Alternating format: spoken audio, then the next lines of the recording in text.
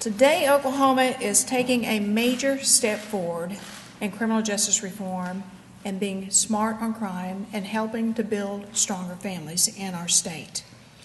In fact, we will be the first state in the nation, from what I've been told, to implement a pay-for-success program to help our Oklahoma families and our women in particular to get back on their feet quicker. I think everybody's very familiar that the state of Oklahoma has had a big push to be smart on criminal justice policy while also helping people who have substance abuse issues, other particular challenges with the law itself, and to reduce our incarceration rate and certainly to look at the cost to our taxpayers in the state of Oklahoma. Good afternoon. My name is Sonia Piles, and I'm a graduate of the Women in Recovery program. As many of you already know, Oklahoma incarcerates more women per capita than anywhere else in the nation at one of the highest rates in the world. I want to tell you a little bit about my life and the path I would have been on if I had not attended Women in Recovery. I grew up in an extremely violent and chaotic home. I was physically, emotionally, and sexually abused from the ages 2 through 9. I began experimenting with drugs at the age of 13. By the age of 19, I was in full-blown addiction. At age 23, I left behind 2 young children when I was sentenced 6 years in the Oklahoma Department of Corrections for a drug-related crime. During my time within the Department of Corrections, I received no drug-related treatment or skills to aid in my life post-prison. Upon being released back into the community in 2001, I was faced with many barriers and difficulties. I was now a convicted felon and expected to pay well over $20,000 in fines and costs. It wasn't long after being released from prison that I found myself repeating the same chaotic, addictive lifestyle. I reoffended again and again.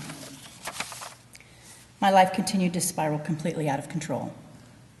Upon entry into the Women in Recovery, I was homeless, helpless, and completely hopeless. I was on the verge of losing my 3 children and young grandchild. I had been in my addiction for 20 years and was now facing 6 to 20 years in prison. In Women in Recovery, I had the privilege to receive hundreds of hours of intense therapeutic work in addressing my childhood and adulthood trauma, addiction, self-esteem, parenting, and other emotional issues. Weir provided me with every tool I needed to be successful in life. After completing many parenting classes, I was reunified with my 3 children and grandchild. I am the caregiver to my 18 and 9-year-old son, and my 6-year-old granddaughter. Weir assisted me in my employment search and helped me obtain my dream job prior to graduating. I remain employed full-time with Tulsa Lawyers for Children, an organization that allows me to serve abused and neglected children in the community.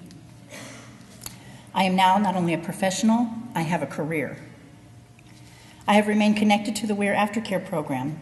I remain connected on a weekly basis through participating in the graduate board, giving back to the current participants, bringing my children to family events, and growing through a professional mentor in the community. My support system is even larger and my recovery even stronger because of my connectivity with continuing care in the Women in Recovery program. Today, I am a law-abiding, tax-paying, productive member of society, and I am very, very proud of that. You know, the governor spoke of a lot of different things that the program does and how much money it ultimately saves the state, but more importantly, this is a game changer for generations to come.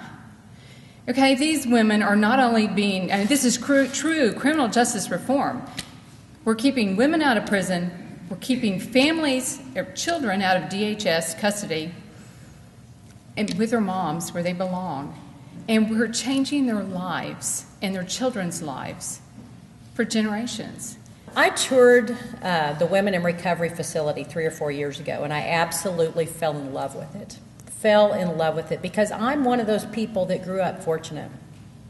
I grew up with a nuclear family. It wasn't perfect, but I had food on the table, and my parents expected, they checked my homework, they expected me to go to college, and they paid for it. And sometimes we forget how lucky we are, and that not everybody is. So when I saw that they took women in and went down to the root cause, not what's affecting right now that I have a substance abuse problem, but how did I get here?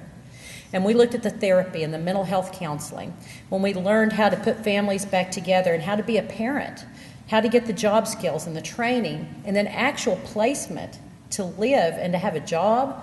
This is beautiful, and why aren't we doing more of this? I hope this is a template of things to come for Oklahoma. This is the first pay-for-success contract in the country dealing with female incarceration, and it's one of the first in the nation ever in the pay-for-success model to begin with. We have less than 2 dozen in the entire country.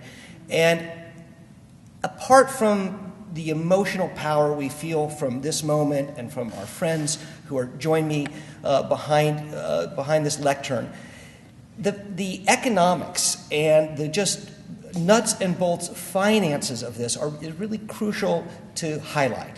And I listened as Sonia spoke and thought about, had she faced 6 years of imprisonment at $25,000 a year, that's $150,000 just itself. And then once you add in the cost of what DHS costs would have been, taxes that are now being paid, and multiple other factors, the saved costs for the state of Oklahoma, I would venture to say would be at least $500,000 for a success payment that will be $25,000 to the program so it can expand services and serve more people. So this is a home run for the women served, for their families, for the state of Oklahoma, and for our entire society. So it's crucial. It is groundbreaking, as the governor said. It's transformative, and I think we just need to resolve ourselves that this took a long time because it's that important. I'd like to give you guys a brief glimpse of my story. I started my addiction at the very early age of 8 years old, smoking marijuana. There was a lot of abuse going on in my home, a lot of turmoil, a lot of sexual, physical, verbal, every kind of abuse you can think of. And so I learned how to self-medicate at an early age. Of course, when you learn how to self-medicate at an early age, you don't really develop correctly. I got into a lot of trouble throughout my life, was in and out of the jail systems, never really got offered help. Nobody ever really wanted to see why Candida was acting out in the way she was acting out. I did end up in prison, lost my kids for a while. I have a 14-year-old daughter who, since being in the program, I would like to back up real quick. I was in and out of trouble, in and out of jail a lot. Women in recovery fought for me. When the jails and the courts and stuff said that I was not savable, women in recovery saw potential in me that I didn't even see in myself. They fought for me to get in the program. I'm currently a phase 2 participant in the program. Since being in this program, it has been life-changing.